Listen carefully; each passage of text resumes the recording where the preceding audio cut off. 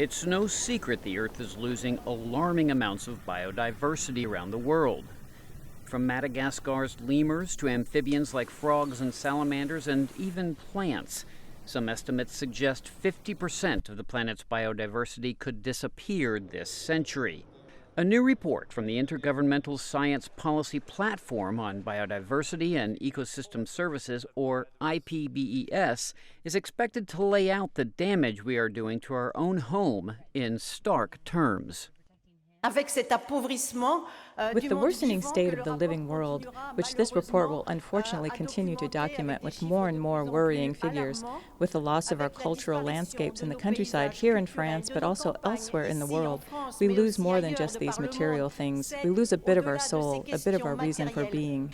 The report has taken 3 years to write and cost over $2 million to produce. Its goal is to envision a world that allows for human growth and maintains the world's biodiversity. When we have an agricultural project, we have to think, how do we maintain biodiversity in our agricultural systems? If we've got a water project, how do we actually expand our water project without hurting biodiversity? The report drew on research from thousands of sources, including 150 experts, and reviews the impacts humans are having on natural environments, from coral reefs in the oceans to terrestrial ecosystems, as well as some of the planet's most iconic species.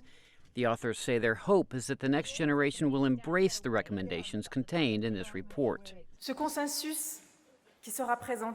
You can be sure that young people will make the consensus their own, because a new alliance is being created between the scientific world and young people, an alliance which comes at a critical time for the future of biodiversity and so for the future of humanity. The last global assessment of biodiversity was issued in 2005. This report is being reviewed before its final release on Friday.